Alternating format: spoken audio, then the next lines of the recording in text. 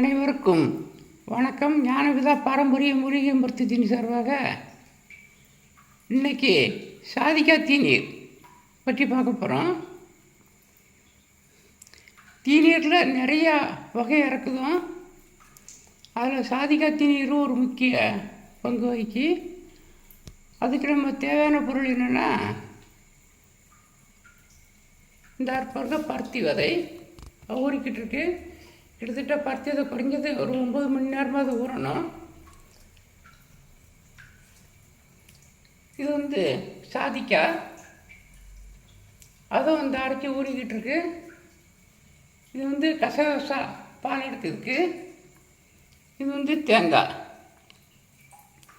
அதாவது பருத்தி பால், தேங்காய் பால், கசகசா பால், திராட்சை சாறு, சாதிக்காய் இதெல்லாம் சேர்த்து நம்ம தீநீர் இறக்கணும்.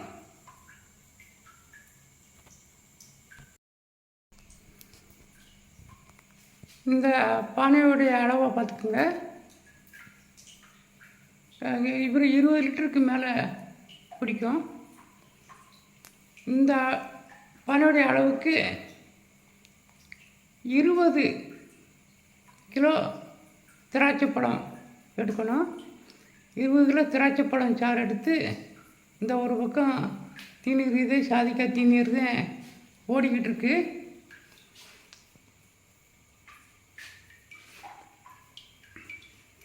இது ஒரு பக்கம் ஓடிக்கிட்டு இருக்கு. இன்னொரு பக்கம் நம்ம நாளைக்கு போடுறதுக்காக வேண்டி நம்ம எடுத்து வச்சுருக்கோம்.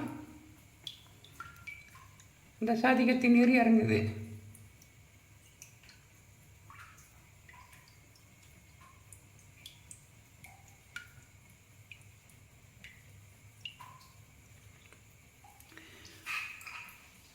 இருபது கிலோ திராட்சை பழத்தை எந்த ஒரு தண்ணி இல்லாமல் சாறு எடுத்து இருக்கிறனால திராட்சை பழத்தில் தண்ணி இருக்காது.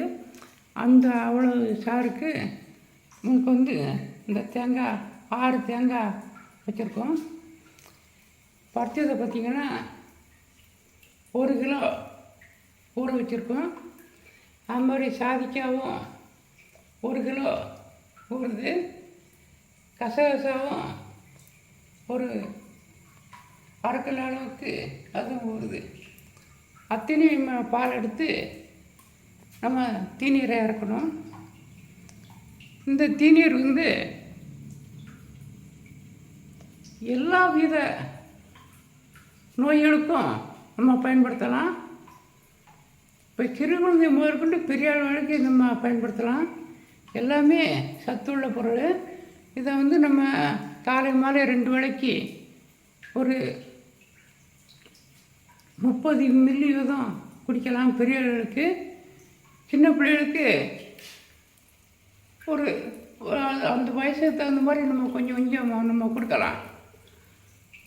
சர்க்கரை வியாதிக்காரங்களுக்கு நம்ம இந்த நம்ம சர்க்கரை வியாதிக்குள்ள மருந்தோட அந்த அப்ரேக்கு, சுகர் பொடி, அதோட இந்த சாதிக்காய் தீநீர் நம்ம கொடுக்கும்போது அவங்களுக்கு அதிகமான உடம்புல தெம்பு கொடுக்கக்கூடியது. ஏன்னா பருத்தி விதை பற்றி தெரியும்.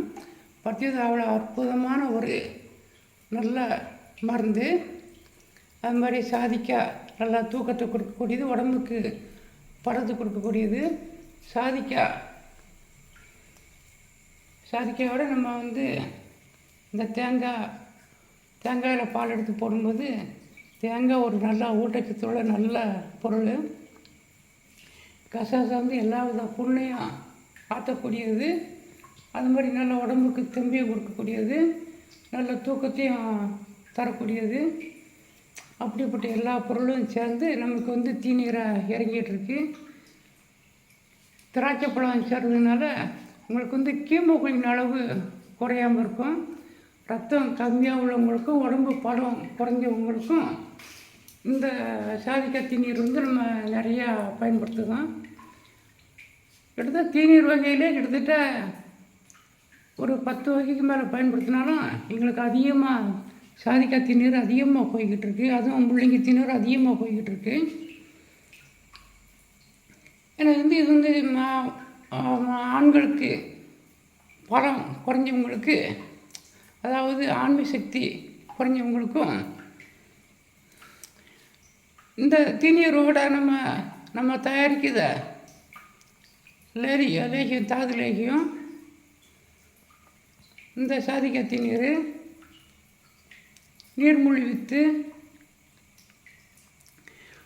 லிங்க செந்துரம் அல்லது வெள்ளி செந்துரம் அல்லது தங்க புஷ்பம் அவங்களுடைய உடல் தன்மைக்கு தகுந்த மாதிரி நம்ம கொடுக்கும்போது அதிகமான ஆன்மீக சக்தி கிடைக்கும். அவங்களுக்கு அது நல்லா படத்தை கொடுக்கக்கூடியது.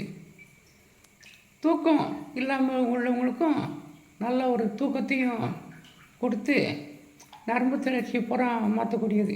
இங்கே தூக்கம் இல்லாதனால நிறைய நோய்கள் வருது, மனநிலை பாதிக்கப்படுது. இப்படி நிறைய நோய்கள் குணப்படுத்துது இந்த சாதிக்காய் தீநீர். நான் இது போன்ற வீடியோவில் நம்ம நிறையா போடுவோம், நிறையா மருந்து தயார் பண்ணுவோம்.